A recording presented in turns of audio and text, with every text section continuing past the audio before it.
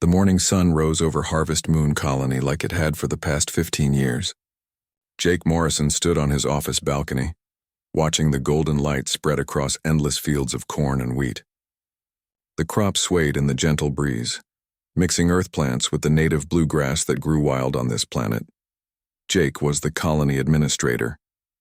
He had been here since the first day when they landed on this world they called Kepler 442b. Back then it was just empty land and alien plants. Now it was home to 50,000 people. They had built a real city with schools, hospitals, and shopping centers. The colonists had made this strange world into something beautiful. Lisa Carter walked up the stairs to join Jake on the balcony.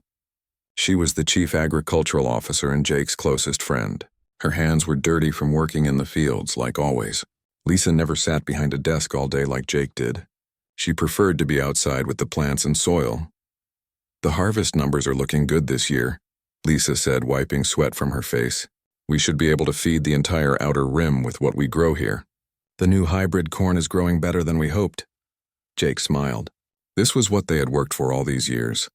Harvest Moon was supposed to be humanity's answer to hunger in space. While other colonies mined asteroids or built factories, they grew food. Real food from real soil under a real sun. Dr. Alex Rodriguez joined them on the balcony. He was in charge of the atmospheric processors that kept the air clean and breathable. Alex was a quiet man who loved his machines more than people. But those machines kept everyone alive, so nobody complained about his strange habits. "The atmosphere is stable," Alex reported. "The processors are working perfectly. We have successfully changed 30% of this planet's air to match Earth's atmosphere. In another 10 years, people will be able to breathe outside without masks." Nina Bell's voice came through the building's communication system. She was the communications officer who kept in touch with Earth and other colonies.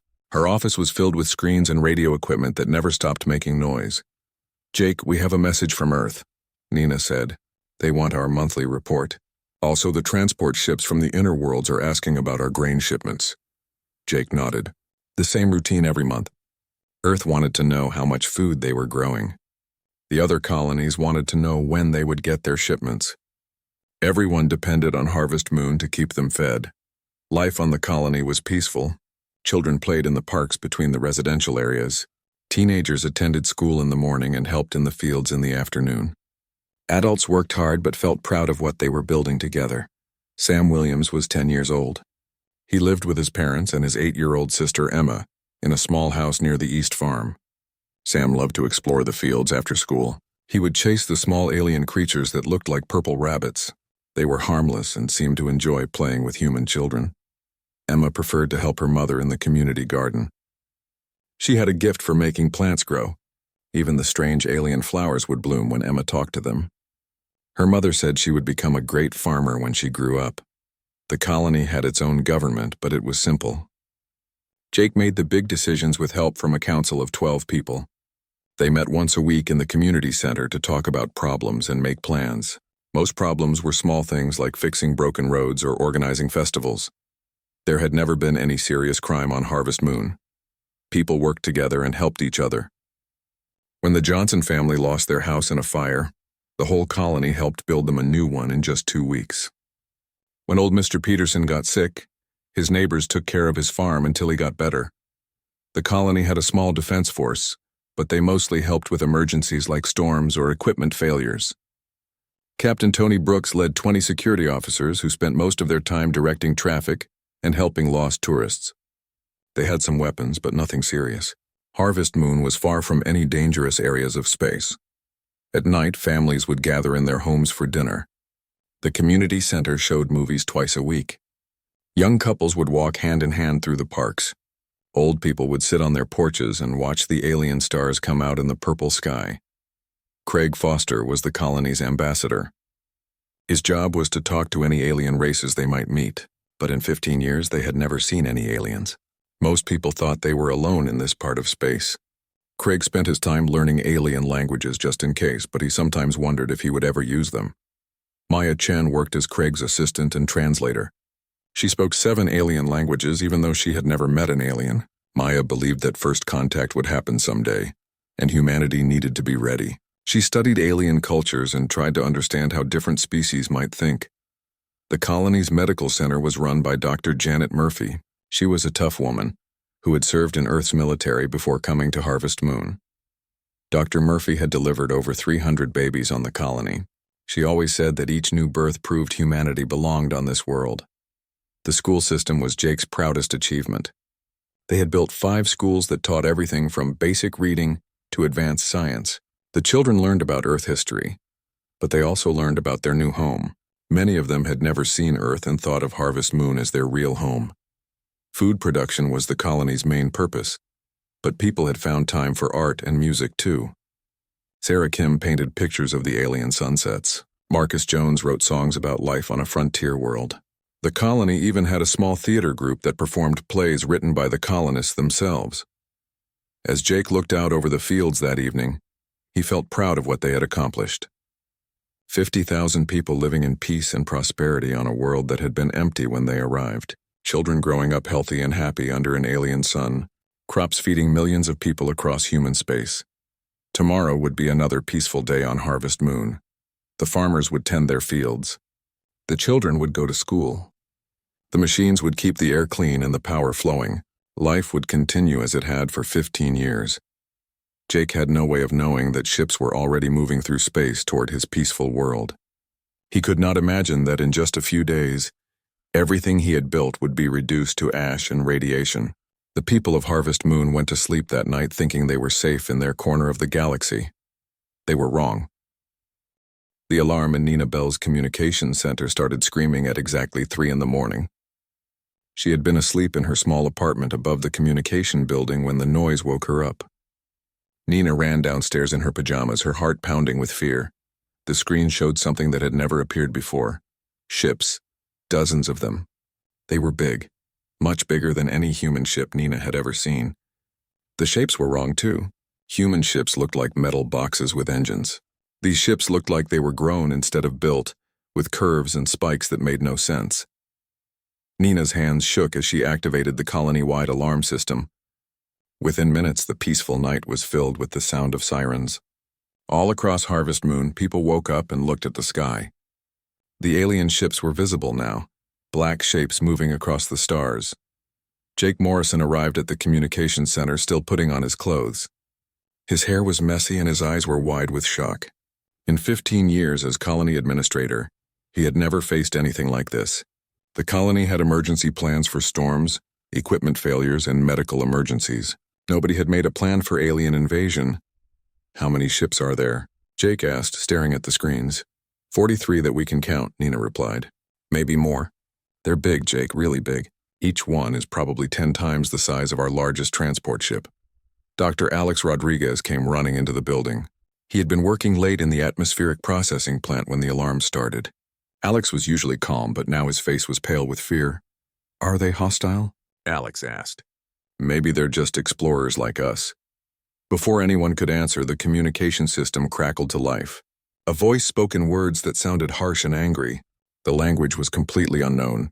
Maya Chen arrived just as the alien voice finished speaking. Did you record that? Maya asked, breathing hard from running. Yes, Nina said, playing back the alien message. Can you understand any of it? Maya listened carefully. She had studied alien languages for years, looking for patterns and similarities. After a few minutes, she shook her head. It's completely new, Maya said. But the tone sounds like a demand or an order. They're not trying to be friendly. Craig Foster, the colony's ambassador, arrived with Captain Tony Brooks. Craig had put on his best suit, even though it was the middle of the night. He believed that first contact should be formal and respectful. Captain Brooks wore his military uniform and carried his sidearm. We need to try to communicate with them, Craig said. This could be the most important moment in human history. We have to get this right. Or it could be the last moment in human history, Captain Brooks replied grimly. Those ships have enough firepower to turn this colony into a crater. The alien voice spoke again. This time it was louder and more demanding. Maya worked frantically with her translation equipment, trying to find patterns in the sounds. The computer system searched through databases of known alien languages but found no matches. I think they're trying to communicate with us, Maya said, but they're getting angry that we're not responding. Craig stepped up to the main communication console. He had practiced this moment 1,000 times in his head. First contact with an alien species, He had always imagined it would be peaceful and wonderful. "This is Ambassador Craig Foster of the human colony on Kepler 442b, he said in his most diplomatic voice. "We welcome you to our system and hope for peaceful contact between our species." The response came immediately. The alien voice was definitely angry now. The words were sharp and aggressive. Even without understanding the language, everyone in the room could tell this was not a friendly greeting. "They don't sound happy," Captain Brooks said, checking his weapon. "I think we should start evacuating civilians." "We can't evacuate 50,000 people," Jake said. "We don't have enough ships. Besides, maybe this is just a misunderstanding." More alien voices joined the first one. The communication system was filled with harsh, angry sounds. Maya worked desperately to understand what they were saying. Her translation equipment finally started picking up patterns. "I'm getting some words," Maya said excitedly. "Territory, claim, leave, danger." "They're telling us to leave?" Craig asked. "I think so. But there's more. Something about ancient rights? Old claims? They think this territory belongs to them." The main screen suddenly lit up with an image. An alien face appeared, unlike anything humans had ever seen. The creature had gray-green skin and 4 eyes arranged in a square pattern. Its mouth was full of sharp teeth.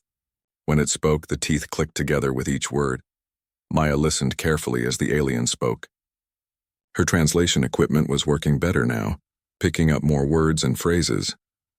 "Territory of Zalathi Confederation." Maya translated. "Humans, invaders, illegal settlement.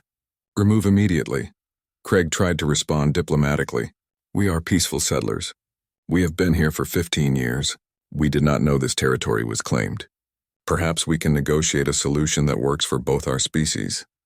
The alien's 4 eyes focused on the camera with what looked like anger. It spoke again, and this time Maya's equipment caught almost everything. "War Commander Thekfal of the Zalathi Fleet," Maya translated. "You have 72 hours to remove all humans from Zalathi territory. Any humans remaining after that time will be destroyed. This is the only warning you will receive." The screen went black. The communication system was quiet except for the hum of equipment. Everyone in the room stared at each other in shock.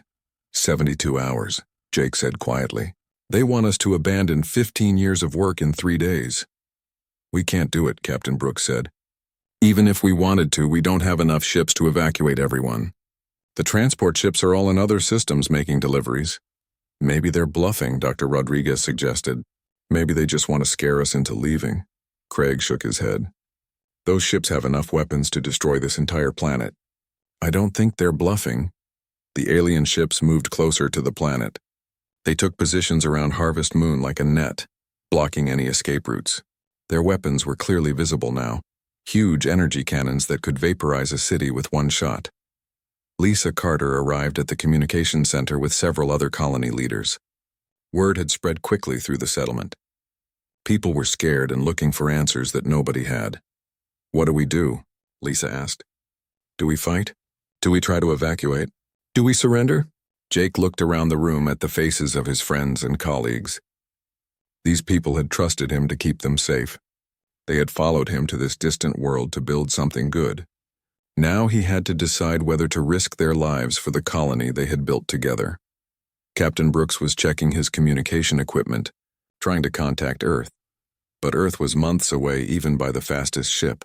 By the time help could arrive, the 72-hour deadline would be long past. Outside, the alien ships hung in the sky like dark clouds. Their weapons were charged and ready. The Zalathi had made their demand clear. Leave or die. The countdown had begun. The attack came without warning. The 72-hour deadline still had 6 hours left when the first energy beams struck the colony. Jake Morrison was in the elementary school, helping to evacuate children when the building next to them exploded in a ball of fire. The Zalathi had lied about the deadline. They had never intended to give the humans time to leave. War Commander Thekfal wanted to send a message to the galaxy about what happened to species that settled in Zalathi space. Jake grabbed 10-year-old Sam Williams and his sister Emma, pulling them away from the windows as another beam struck the playground. The children were crying and screaming. They did not understand what was happening. Minutes ago they had been playing games. Now their world was ending. "Everyone to the basement," Jake shouted over the noise of explosions. "Stay away from the windows." But there was nowhere safe to hide. The Zalathi weapons cut through the school's walls like they were made of paper. Jake tried to shield the children with his own body as pieces of the ceiling fell around them. He could smell smoke and burning plastic. The lights went out, leaving them in darkness except for the orange glow of fires outside. Lisa Carter was in the agricultural center when the attack began. She watched in horror as the alien ships targeted the grain silos first. 15 years of stored food went up in flames within minutes. The hybrid crops she had spent her life developing were burned to ash. An energy beam hit the building's main support beam. Lisa felt the floor tilting as the structure began to collapse. She ran for the emergency exit, but a piece of metal fell and trapped her leg. She could feel blood running down her face as she struggled to free herself. Through the broken walls, Lisa could see the fields burning. The beautiful golden wheat that had fed millions of people was now a sea of fire. The alien creatures that lived peacefully alongside the human crops were running in terror, their fur singed by the flames. Dr. Alex Rodriguez was at the atmospheric processing plant when the first explosions shook the ground. His machines, which had worked perfectly for 15 years, started showing red warning lights everywhere. The Zalathi were targeting the life support systems first. Alex tried to shut down the processors safely, but there was no time. Another energy beam hit the main reactor building. The explosion was so bright that it lit up the night sky like a second sun. Alex was thrown across the room by the blast wave. His machines, his life's work, were destroyed in seconds. The atmospheric processors were not just buildings. They were the lungs of the colony. Without them, the air would slowly become poisonous. Even if some people survived the attack, they would suffocate within days. Nina Bell stayed at her communication station, trying to send a message to Earth. Her hands were covered in blood from flying glass, but she kept working. The galaxy needed to know what was happening on Harvest Moon. Earth Control, this is Harvest Moon Colony. Nina spoke into her microphone. We are under attack by alien forces. Repeat, we are under attack. The Zalathi Confederation is destroying our colony without provocation. Static filled the communication system as another energy beam hit the transmission tower. Nina worked frantically to repair the connection. She had to get the message out. Earth had to know. The communication building shook as explosions came closer. Through her window, Nina could see the hospital burning. The school was gone, replaced by a crater filled with twisted metal. The residential areas were being systematically destroyed, building by building. 50,000 civilians are being murdered. Nina continued her transmission. They are targeting children, hospitals, schools. This is not a military action. This is genocide. The alien ships moved with careful precision. They were not attacking randomly. Each shot was aimed at a specific target. First the life support systems, then the food production facilities, then the schools and hospitals. The Zalathi wanted to kill every human on the planet, and they wanted it to hurt. Captain Tony Brooks tried to organize a defense with his 20 security officers. Their small weapons were useless against the alien ships, but they could help evacuate civilians. Tony led his team toward the spaceport where a few cargo ships were still intact. The spaceport was chaos. Hundreds of people were trying to reach the ships at the same time. Families were separated in the crowd. Children were lost in the smoke and confusion. Tony's officers did their best to maintain order, but there were too many people and not enough time. Women and children first, Tony shouted, but his voice was lost in the noise. An energy beam struck the main hangar, collapsing the roof on top of a cargo ship. The people inside never had a chance to scream. Tony saw Jake Morrison running toward the spaceport carrying little Emma Williams. The girl was unconscious, her clothes torn and bloody. Behind Jake, the elementary school was completely gone, replaced by burning rubble. "Where's Sam?" Tony asked. Jake's face was covered in tears and dirt. "I couldn't find him." The building collapsed. "I tried to go back, but..." Jake's voice broke. He had spent 15 years protecting the colony's children. Now he could not even save one little boy. Lisa Carter dragged herself out of the wreckage of the agricultural center. Her leg was broken, but she forced herself to keep moving. Through the smoke, she could see people running toward the spaceport. She had to warn them about the atmospheric processors. "The air systems are destroyed," Lisa shouted as she limped toward the crowd. "Even if we escape, the planet is dying." But nobody was listening. Everyone was focused on getting to the ships before the next wave of attacks. Families pushed past injured neighbors. Friends abandoned each other in their panic to survive. Dr. Alex Rodriguez crawled out of the ruins of his atmospheric plant. Half of his body was burned and his left arm was broken, but he was alive, which was more than most people could say. Around him, the colony that had taken 15 years to build was disappearing in flames. Alex could see the alien ships in the sky, their weapons glowing as they prepared for another attack. The ships looked like metal sharks, sleek and deadly. They showed no mercy, no hesitation. To the Zalathi, humans were just insects to be crushed. Nina Bell finished her transmission just as an energy beam cut through her building. The walls collapsed around her, but she had done her job. The message was sent. Earth would know what happened to Harvest Moon. As the building fell, Nina could hear voices in the distance. Children crying for their parents, adults screaming for help. The sounds of a peaceful world dying in fire and blood. War Commander Thekval watched the destruction from his flagship.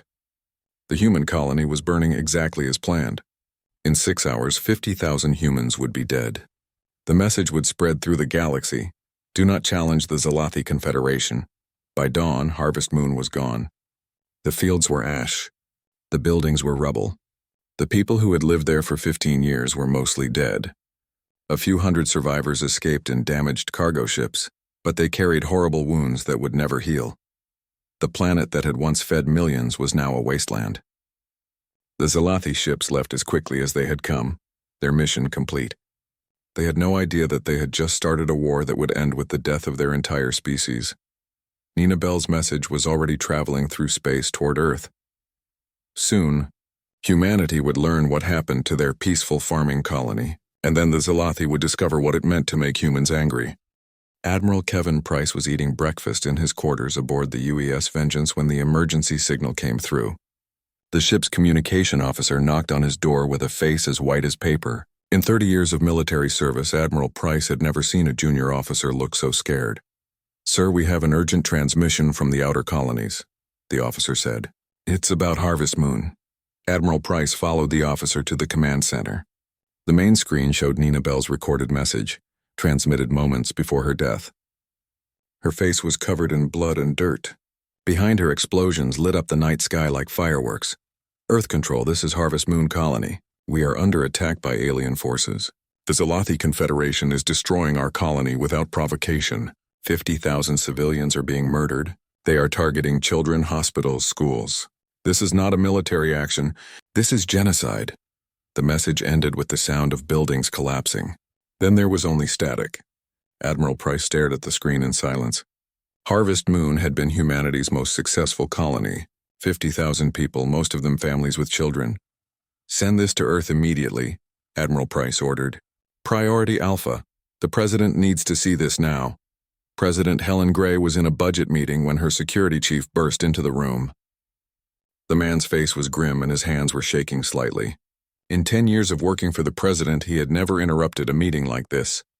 "Madam President, we have a situation," he said quietly. "We need to move to the Situation Room immediately." Within minutes, President Gray was watching Nina Bell's message in the secure command center beneath the White House. The room was filled with her closest advisors, all of them staring at the screen in shock. Defense Secretary Paul Martinez had to sit down halfway through the recording. "How many people lived on Harvest Moon?" President Gray asked quietly. 50,000, Madam President," replied Secretary Martinez. "Mostly farmers and their families. The colony had been peaceful for 15 years. They had no military defenses beyond a small security force." The recording played again. This time, President Gray focused on the details. Children's voices screaming in the background. The methodical way the alien ships targeted civilian areas first. The complete destruction of a peaceful human settlement. "What do we know about these Zalathi?" President Gray asked. Intelligence Director Carol Thompson opened a file on her tablet. "Very little, Madam President. We've never encountered them before. Based on the ship designs and attack patterns, they appear to be a militaristic species with advanced technology. Advanced enough to wipe out our colony in 6 hours," Secretary Martinez added grimly. President Gray stood up and walked to the window. Outside, she could see ordinary people going about their daily lives. They had no idea that 50,000 humans had just been murdered on a distant world. They did not know that Earth had just discovered it was not alone in a hostile galaxy. "What are our options?" President Gray asked. Secretary Martinez cleared his throat. "We have 3 basic choices, Madam President. First, we could try diplomacy. Send ambassadors to negotiate with the Zalathi and demand compensation for the attack. They just murdered 50,000 civilians, President Gray said coldly. What makes you think they want to negotiate? Second option is economic and political pressure, Martinez continued.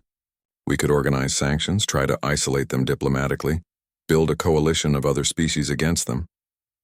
What other species? Intelligence Director Thompson asked.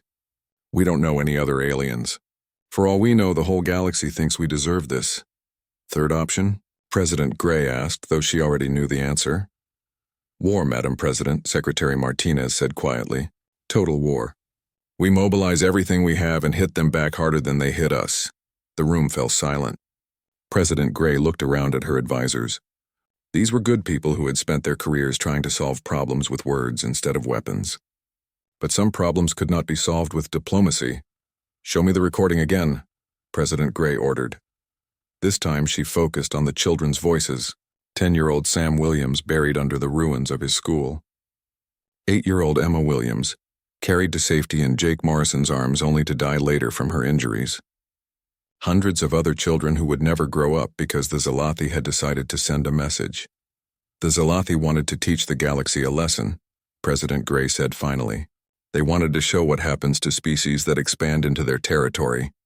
Well, now it's our turn to teach a lesson. Senator Carol Thompson, who had lost her own daughter in a terrorist attack years earlier, spoke up from the back of the room.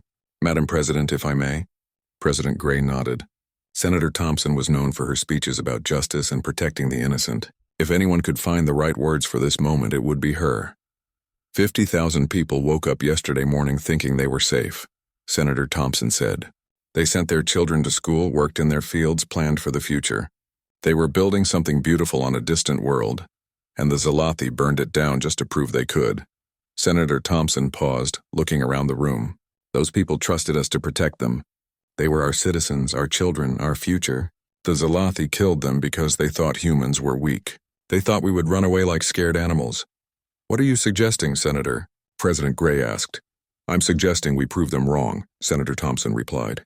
I'm suggesting we show the galaxy that humanity protects its own. The Zalathi want to rule through fear? Let's show them what real fear looks like. Defense Secretary Martinez opened his secure tablet and began pulling up classified files. If we're going to war, Madam President, we need to discuss our capabilities. Most of the galaxy doesn't know what humanity is really capable of. What do you mean? President Gray asked. Our military has been developing new technologies in secret for the past 20 years, Martinez explained. We've been preparing for the possibility of hostile alien contact. We have weapons and ships that no one outside our military has ever seen. Admiral Price's image appeared on the main screen, transmitted from his flagship. Madam President, I have 200 ships ready for immediate deployment. We also have additional assets that can be mobilized within 48 hours. What kind of assets? President Gray asked. The kind that can turn a star system into a cloud of radioactive dust. Admiral Price replied grimly. President Gray thought about Nina Bell, dying in her communication center as she sent humanity's last message from Harvest Moon. She thought about Jake Morrison, trying to save children as their school collapsed around them. She thought about 50,000 innocent people who had been murdered for the crime of growing food on a distant planet. Gentlemen, ladies, President Gray said firmly, as of this moment, humanity is at war with the Zalathi Confederation. I want every ship, every weapon, every soldier we have prepared for immediate deployment. The Zalathi wanted to send a message to the galaxy about what happens when you challenge them, President. Gray looked directly into the camera that would transmit her words to Admiral Price and the fleet commanders. Well, now we're going to send them a message about what happens when you murder our children. And our message is going to be written in fire across their home system. Within hours, Earth's war machine began to move. Ships that had been hidden in secret bases emerged from asteroid fields and planetary rings. Weapons that existed only in classified files were loaded onto combat vessels. Humanity was about to show the galaxy what it really meant to make humans angry. The Zalathi had destroyed a human colony. Soon they would learn that some mistakes can never be forgiven. The first sign that humanity was different came from the asteroid belt between Mars and Jupiter. What the galaxy's intelligence networks had identified as mining operations suddenly revealed their true purpose. Massive structures that looked like refineries opened up like flowers, exposing weapons platforms and ship construction facilities. Fleet Admiral Dan Cooper watched from the bridge of his flagship as the hidden bases came online. For 20 years, humanity had been preparing for this day. While other species focused on exploration and trade, humans had been building the most advanced military force the galaxy had ever seen. All stations report ready, Admiral, his communications officer announced. 200 ships of the line, 50 support vessels, and 100 stealth frigates.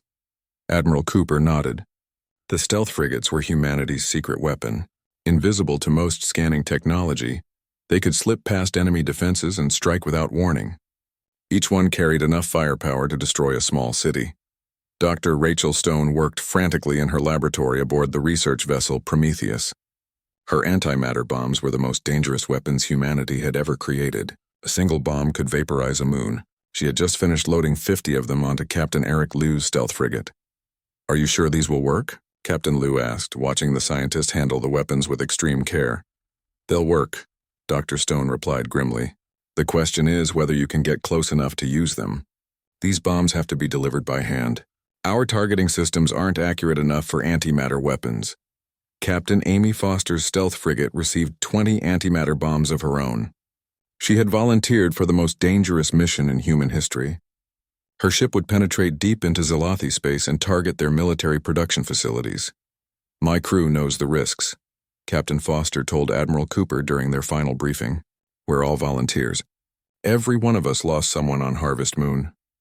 The human fleet included ships that defied everything other species thought they knew about space warfare. Converted asteroid miners carried planet-killer weapons designed to crack a world's crust. Mobile shipyards could construct new warships while traveling between star systems. Colonel Matt Barnes led the orbital drop marines, elite soldiers trained to fight in zero-gravity and hostile environments. His men had been practicing boarding actions against alien ship designs for years. They knew exactly how to fight enemies that had never faced human military tactics. "The Zalathi think war is about honor and glory," Colonel Barnes told his troops. "They're about to learn that humans think war is about winning. We don't fight fair. We fight to kill every enemy as quickly as possible." Dr. Julie Adams coordinated the electronic warfare division from her command ship.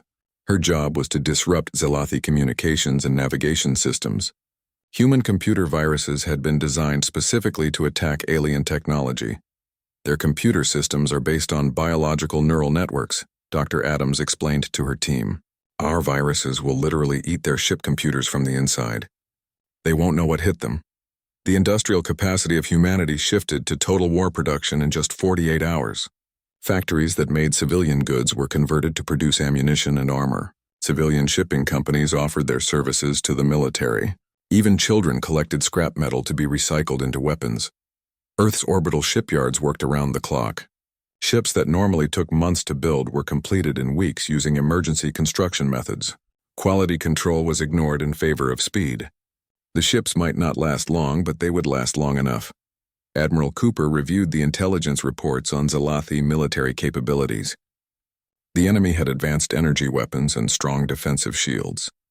Their ships were fast and maneuverable. But they had one critical weakness. They fought like knights from ancient Earth. "The Zalathi believe in honorable combat," Intelligence Officer Mark Taylor reported. "They announce their attacks, fight in formation, and give their enemies chances to surrender. They've never faced an opponent that uses deception and overwhelming force." "Then this will be educational for them," Admiral Cooper replied coldly. The human fleet included weapons that other species had never imagined. Kinetic bombardment systems that dropped tungsten rods from orbit. Biological weapons designed to target specific alien DNA. Nanomachine swarms that could disassemble enemy ships molecule by molecule. Captain Steve Connor commanded the USS Retribution, a heavy cruiser designed specifically for attacking enemy industrial targets. His ship carried experimental plasma cannons that could melt through any known armor. The Retribution had been built in secret using alien technology, captured from crashed ships. "Our job is to destroy their ability to make war," Captain Connor told his crew. "We hit their factories, their shipyards, their supply depots. We don't stop until they can't build a single bullet." Commander Beth Turner led the stealth squadron assigned to hunt Zalathi patrol fleets. Her ships were invisible to most sensors and armed with weapons that struck without warning. The Zalathi would never see their attackers coming. "We're not knights in shining armor," Commander Turner explained to her pilots. "We're sharks in dark water. We strike fast, kill everything and disappear before they know we were there." Admiral Lucy Ward commanded the siege fleet responsible for blockading enemy worlds. Her ships carried asteroid-sized bombs designed to break planetary defense systems. She also controlled humanity's most controversial weapon, atmospheric processors that could turn a planet's air into poison gas. If they want to play by rules of war, they picked the wrong species, Admiral Ward said during the fleet briefing. "Humans don't have rules of war. We have one rule: win at any cost." General Pete Morris led the ground forces that would invade Zalathi worlds. His soldiers were equipped with powered armor and weapons that could punch through alien defenses like paper. They had trained for years to fight enemies that were physically stronger and more numerous than humans. "We might be outnumbered, but we're not outgunned," General Morris told his troops. "Human weapons are designed to kill efficiently. Alien weapons are designed to look impressive." Guess which philosophy wins battles? The most secret part of the human war machine was Dr. Rachel Stone's stellar manipulation project. Originally designed for terraforming, the technology could be used to destabilize a star and cause it to explode. The weapon had never been tested, but computer simulations showed it would work. "Are we really considering destroying an entire star system?" Admiral Cooper asked during a classified briefing. "The Zalathi killed 50,000 civilians," President Gray replied via secure transmission. "If we have to kill 50 billion aliens to make sure they never do it again, then that's what we'll do." The human fleet departed Earth 48 hours after the Harvest Moon massacre. 250 ships carrying humanity's anger toward the enemy that had murdered their children. The galaxy was about to learn what happened when a peaceful species was pushed too far. War Commander Tekval received reports of human military movements with amusement. According to his intelligence officers, the humans were sending a fleet of primitive ships to challenge the mighty Zalathi Confederation. He had destroyed their colony in 6 hours. Their entire fleet would not last 6 minutes. The war commander had no idea that he was facing an enemy that had spent 20 years preparing for this exact moment.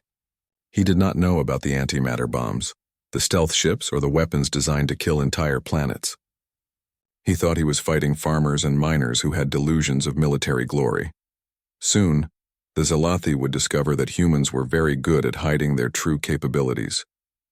They would learn that the species they had dismissed as weak colonists were actually the most dangerous predators the galaxy had ever seen. The hunt was about to begin. The first Zalathi patrol fleet died without knowing they were under attack. Commander Beth Turner's stealth squadron had been tracking them for 3 days, moving like invisible wolves through the darkness of space. The alien ships followed predictable patrol routes, never imagining that death was following them. "Target acquired," reported Lieutenant Marcus Webb from his stealth frigate, Zalathi heavy cruiser 6 escort ships. "They're maintaining standard formation. All ships prepare for synchronized strike," Commander Turner ordered. "Remember, we hit them all at once. Don't give them time to send a distress signal."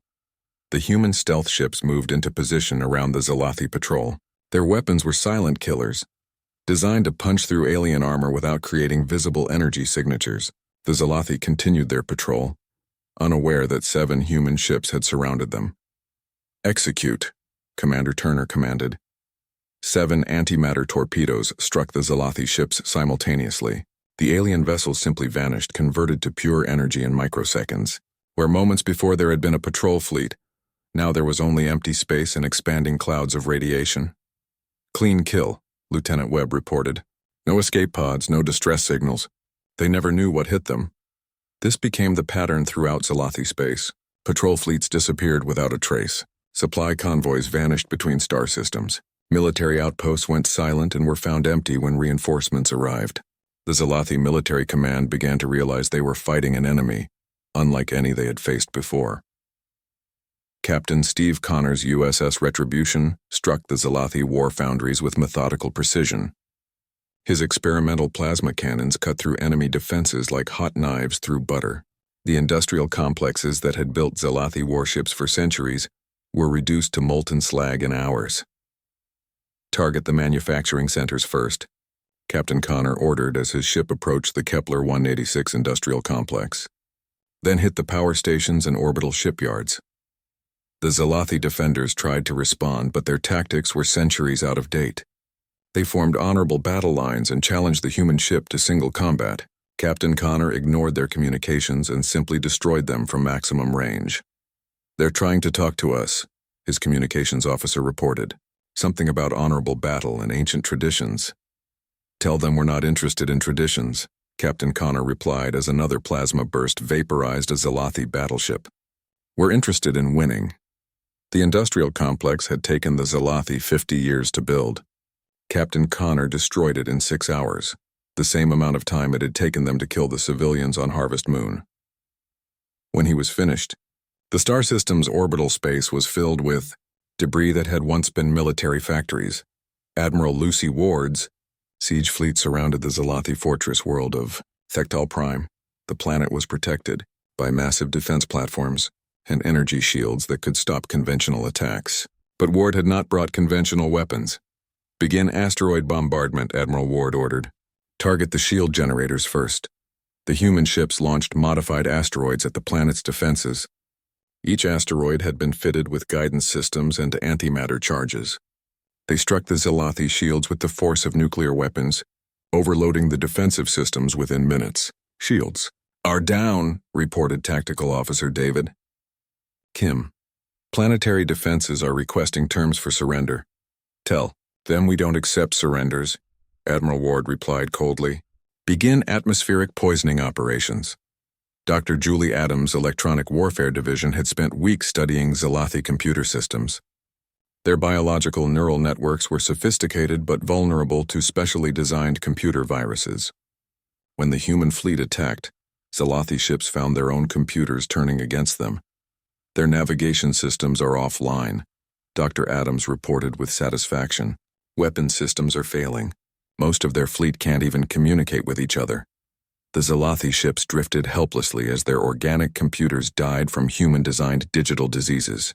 Warriors who had trained for decades in space combat were helpless without their technology. They watched in horror as human ships systematically destroyed their defenseless fleet. Colonel Matt Barnes led his orbital drop marines in boarding actions against Zalathi command ships. The aliens were physically stronger than humans, but human weapons and tactics were superior. Marine squads moved through alien corridors like deadly ghosts, killing everything in their path. "Zalathi combat doctrine is based on individual heroism," Colonel Barnes explained to his troops during a briefing. "They think war is about brave warriors proving their courage. We're going to show them that war is about soldiers working together to kill the enemy efficiently."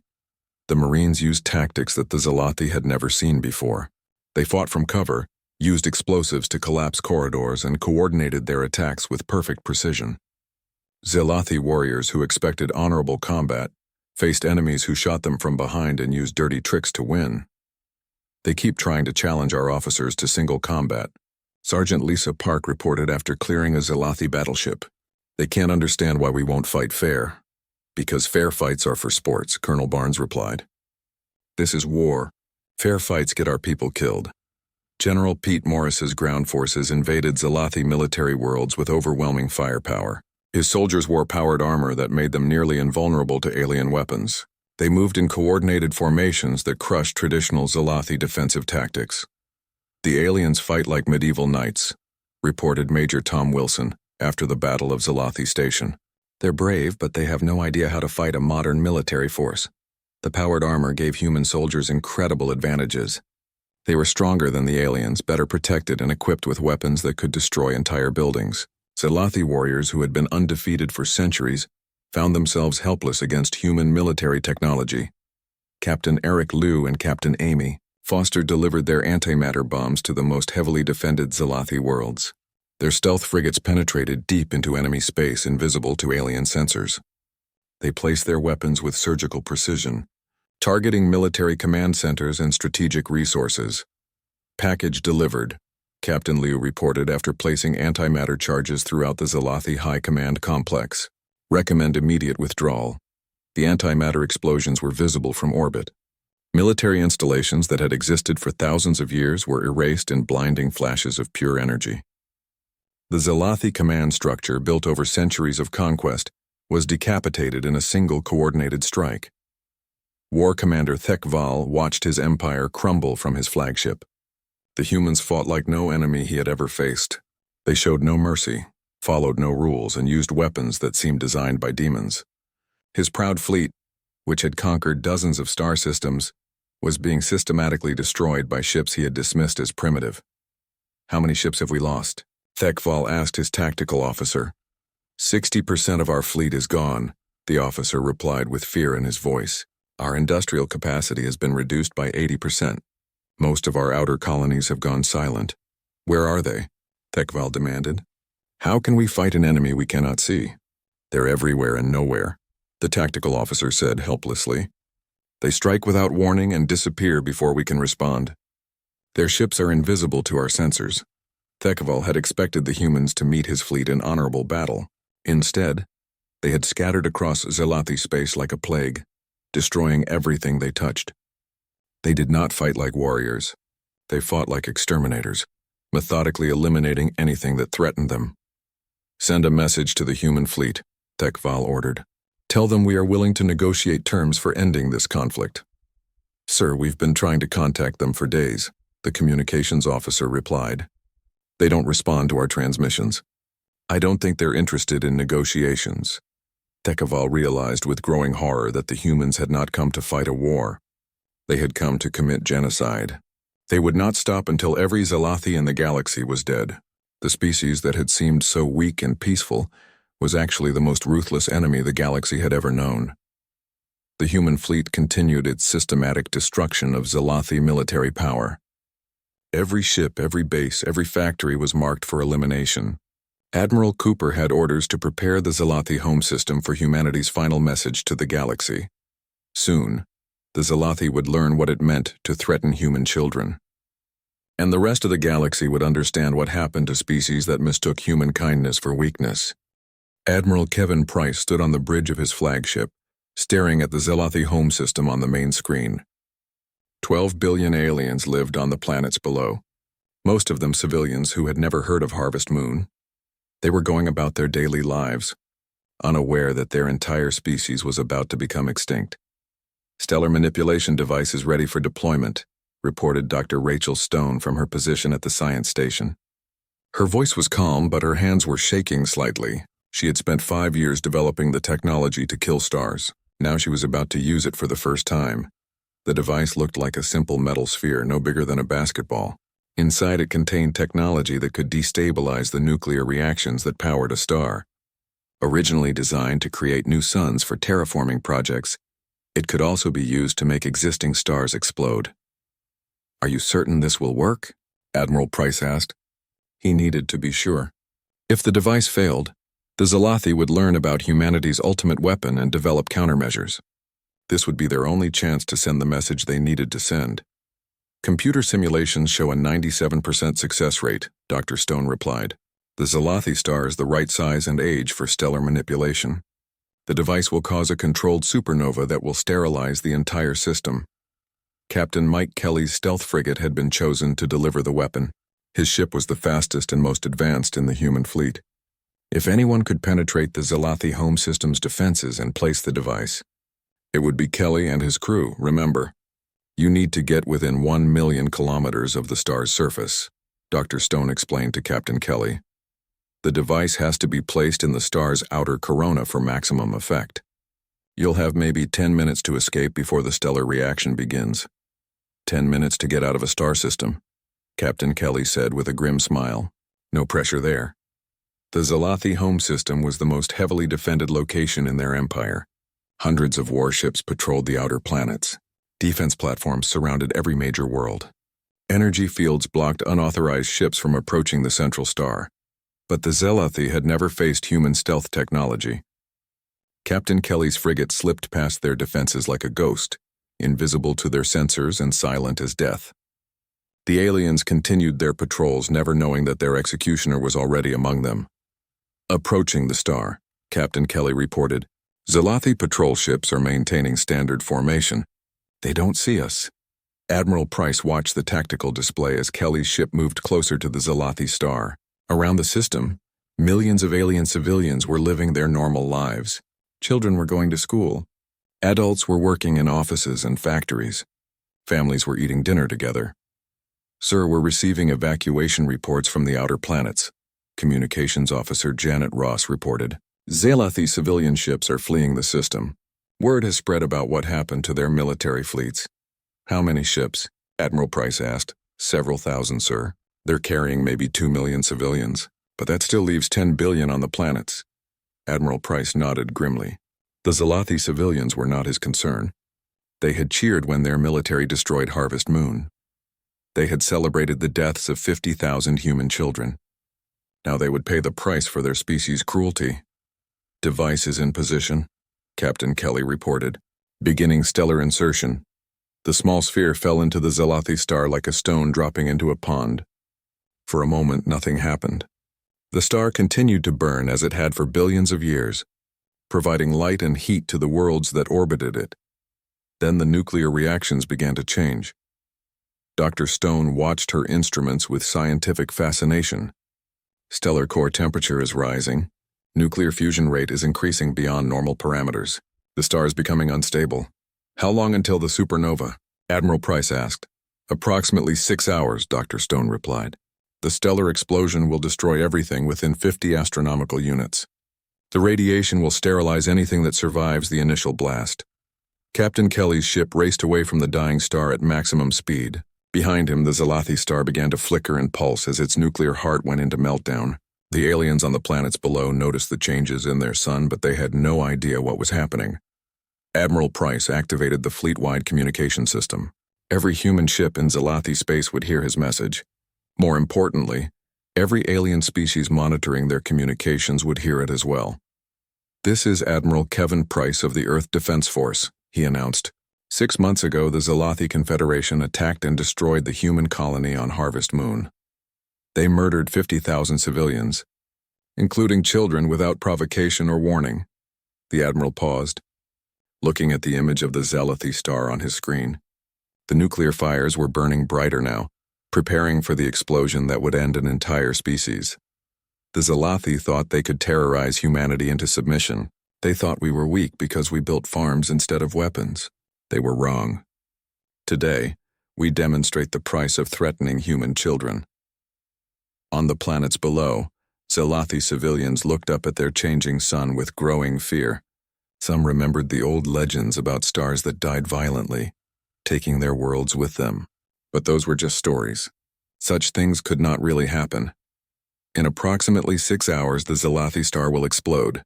Admiral Price continued his broadcast. Every world in this system will be destroyed. Every Zalathi life will end. This is not a military action. This is extermination. Panic spread across the Zalathi worlds as the Admiral's words were translated into their language. Millions of aliens tried to flee, but there were not enough ships to evacuate 12 billion people in 6 hours. Most would die where they stood. To any species listening to this transmission, Admiral Price said, his voice carrying across the galaxy, remember what you have witnessed here. The human species protects its own. We do not forgive. We do not forget. And we do not show mercy to those who murder our children. The Zalathi star pulsed brighter, its surface beginning to convulse as the nuclear reactions spiraled out of control. Solar flares erupted from its surface, sending deadly radiation toward the inner planets. The end was beginning. War Commander Thekeval watched from his flagship as his home star prepared to die. He finally understood the true nature of the enemy he had awakened. The humans were not farmers or miners. They were apex predators disguised as peaceful gardeners. Can we evacuate any of the civilian populations? Thekeval asked his officers desperately. Impossible, sir, his tactical officer replied. We would need years to evacuate 12 billion people. We have hours. Thekeval thought about the human colony he had destroyed. 50,000 people who had died because he wanted to send a message about Zalathi power. Now 12 billion of his own people would die because the humans were sending a message in return. Send a transmission to the human fleet, Thekeval ordered. Tell them we surrender. Tell them we will do anything they demand. Sir, they're not responding to our communications, the communications officer reported. I don't think they care about surrenders. Admiral Price turned off his communication system and walked to the observation deck. Through the reinforced windows, he could see the Zalathi star growing brighter and more unstable. In a few hours, it would explode with the force of 1 billion hydrogen bombs. Dr. Stone joined him at the window. "Are we doing the right thing?" she asked quietly. "Those are 12 billion people down there. Most of them are innocent." "The people on Harvest Moon were innocent too," Admiral Price replied. "The Zalathi made this choice when they decided to murder our children. We're just showing them the consequences." The star continued to pulse and flicker. Solar radiation was already sterilizing the inner planets. The outer worlds would survive a few more hours before the main explosion reached them. But the result would be the same. Death for every living thing in the system. Messages away to Earth and the outer colonies. Communications Officer Ross reported. "The galaxy will know what happened here." Admiral Price nodded. The message was simple but clear. Humanity had found its place in the galactic community. They were not victims to be bullied or colonists to be swept aside. They were the species that other aliens would fear in the dark. "Begin withdrawal to minimum safe distance," Admiral Price ordered. "I want to watch their son die." The human fleet pulled back to observe the final act of the Zalathi species. In a few hours, the star would explode and 12 billion aliens would join the 50,000 humans they had murdered. Justice would be served with interest. The galaxy would remember this day. They would remember that humanity was kind to friends and merciless to enemies. They would remember that threatening human children was a mistake no species could afford to make twice. The Zalathi star pulsed one final time, then exploded in a burst of light visible from 1,000 light-years away. The home system of a proud warrior race became an expanding cloud of radioactive gas and cosmic debris. Humanity's message was written in fire across the heavens. "Do not test us. Do not threaten us. Do not make us angry. Because when humans..." 6 months after the Zalathi star died, the galaxy was a very different place. Ambassador Grace Taylor sat in her office on the newly constructed Earth Embassy Station, reading reports from human diplomatic missions across known space. Every alien species in the galaxy wanted to talk to humanity now. The station hung in orbit around Earth like a steel and glass monument to human power. It was 10 times larger than anything humans had built before the war. Ships from a dozen different alien species docked at its ports every day, bringing ambassadors who wanted to establish peaceful relations with the species that could kill stars. "The Andromedan Republic is requesting a formal alliance," reported her assistant, Political Officer Janet Hughes. "They're offering exclusive trade agreements and shared technology in exchange for a mutual defense pact." "What about the Centauri Federation?" Ambassador Taylor asked. "They've already signed a non-aggression treaty," Hughes replied. "They're also asking for permission to establish a permanent embassy on Mars. They want to show their commitment to peaceful relations." Grace Taylor smiled as she reviewed the diplomatic requests. Before the war, aliens had ignored humanity or seen them as primitive newcomers to galactic civilization. Now every species in the galaxy was desperate to be humanity's friend. The reason was simple.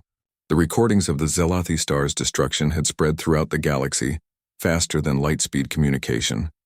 Every alien government had watched Admiral Price's message and seen what happened to species that threatened human civilians. Admiral Dan Cooper stood on the bridge of the UES Retribution, now serving as flagship of the Terran Defense Fleet. Through his viewports, he could see the construction of Fortress Luna, humanity's first military base outside the Sol system. The massive structure would house 1,000 warships and serve as a staging point for human expansion. "Construction is ahead of schedule," reported Chief Engineer Patricia Stone. "We should have full operational capacity within 8 months. The fortress will be capable of defending against any known alien fleet." "Good," Admiral Cooper replied. "But I want to expand the weapons platforms. Add another 50 antimatter torpedo launchers and double the number of stealth frigate bays." The human military had not relaxed after their victory over the Zalathi. If anything, they had become more aggressive in preparing for future conflicts. Humanity had learned that the galaxy was full of dangerous species, and they intended to be ready for whatever came next. President Helen Gray addressed the United Nations in New York, speaking to representatives from every human colony and settlement. The speech was also broadcast to alien governments throughout the galaxy, letting them know how humanity viewed its place in the universe. 6 months ago, we learned that we are not alone in the galaxy, President Gray said. We also learned that our neighbors are not always friendly. The Zalathi Confederation chose to test our resolve by murdering 50,000 innocent civilians. The chamber was silent as President Gray paused. Everyone remembered the footage from Harvest Moon, the burning schools and hospitals, the children's voices crying for help that never came. Today, the Zalathi Confederation no longer exists, President Gray continued. Their home star is a cloud of radioactive gas. Their fleets are destroyed. Their worlds are empty. This is what happens to species that threaten human children. The president looked directly into the cameras that would carry her words to alien governments across the galaxy. We call this the Earth Doctrine. Any attack on human civilians will result in the complete extinction of the aggressor species. We will not negotiate. We will not show mercy. We will not stop until our enemies are extinct. The speech sent shockwaves through alien diplomatic communities. Many species had been considering whether to challenge human expansion into their territory. After hearing the Earth Doctrine, most decided that peaceful coexistence was a better option. Dr. Rachel Stone worked in her new laboratory on Titan, developing even more powerful weapons for humanity's arsenal. The stellar manipulation device had been just the beginning. She was now working on technology that could destabilize entire solar systems and make black holes collapse. Are we going too far? Asked her assistant, Dr. Peter Kim. Some of the alien species are getting scared of us. Good, Dr. Stone replied without looking up from her work. Scared enemies don't attack your colonies. Fear is the best diplomatic tool humanity has ever developed. The few surviving Zalathi lived in refugee camps on distant worlds, under constant human surveillance. They served as living reminders of what happened to species that challenged humanity. Most aliens who met them came away convinced that making humans angry was a fatal mistake. Thekval, the former war commander, worked as a translator for the Human Diplomatic Corps. His job was to help other alien species understand how serious humans were about protecting their people. It was a humiliating position for a former military leader, but it was better than being dead. The humans do not fight for glory or honor, Thekval explained to a delegation of Rigelian ambassadors. They fight to win completely. If you threaten their civilians, they will destroy your entire species. There are no exceptions. The Rigelians listened carefully. They had been considering a preemptive strike against human expansion into their territory. After talking to Thekval, they decided to send gifts and friendship messages instead. Colony ships from Earth began establishing new settlements throughout the galaxy. But these were not the peaceful farming communities of the past. Every new human colony was protected by orbital defense platforms and garrison fleets. Human civilians would never again be helpless against alien attack. Lucy Morrison, daughter of the late Jake Morrison, was now 16 years old. She had survived the Harvest Moon massacre and grown up in a galaxy where humans were feared and respected. She planned to become a diplomat like Ambassador Taylor, helping to manage humanity's relationships with alien species. I want to make sure no other human children go through what I went through, Lucy told her guidance counselor. The galaxy needs to understand that we're not victims anymore. Lucy carried the memory of her father and the other colonists who had died on Harvest Moon. Their sacrifice had transformed humanity from peaceful farmers into galactic superpowers. She would spend her life making sure their deaths had meaning. The Harvest Moon Memorial was built in Earth orbit, visible from the planet's surface. It listed the names of all 50,000 people who had died in the Zalathi attack. At the bottom of the memorial, a simple message was engraved. They killed our children. We killed their star. Families from across human space came to visit the memorial. Children learned the story of Harvest Moon and why humanity had become the galaxy's most feared military power. The message was clear. Human kindness had limits, and crossing those limits was fatal. Trade between humans and aliens flourished as species competed to offer humanity the best deals. Advanced technology, rare materials, and scientific knowledge flowed toward human worlds. In exchange, humans offered protection and the promise that they would not use their terrible weapons against peaceful neighbors. Business is good, reported Trade Commissioner Mark Johnson. Alien governments are offering us technology and resources that would have taken centuries to develop on our own. Everyone wants to be humanity's friend. The galactic economy had restructured itself around human power. Species that had once dominated interstellar trade now competed for human approval. The message was clear. It was better to be humanity's partner than their enemy. Military academies on Earth began teaching courses in alien psychology and warfare. Future human officers learned how different species thought and fought. The goal was to be prepared for any possible conflict before it began. Every alien species has weaknesses, Colonel Sarah Davis told her students. Our job is to find those weaknesses and exploit them if necessary. The Zelathi thought they were stronger than us. They learned otherwise. The students studied footage of human military operations against the Zelathi. They learned how stealth technology, overwhelming firepower, and ruthless tactics had destroyed an enemy that outnumbered humanity 10-1.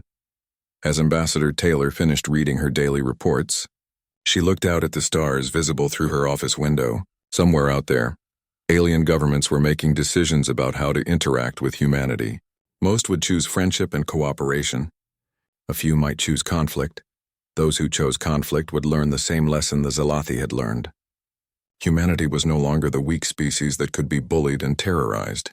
They were the apex predators of the galaxy, disguised as peaceful gardeners and farmers. The memorial service for Harvest Moon was held every year on the anniversary of the attack. Humans throughout the galaxy paused to remember the 50,000 people whose deaths had changed everything. Their sacrifice had bought humanity a place at the top of the galactic food chain. War Commander Thekval attended the memorial service in his role as a human diplomatic advisor. He placed flowers at the memorial wall and remembered the moment he had ordered the attack on a peaceful farming colony. That decision had doomed his entire species. "Do you regret what you did?" Lucy Morrison asked him after the ceremony. "Every day," Thekval replied quietly. "But regret cannot bring back the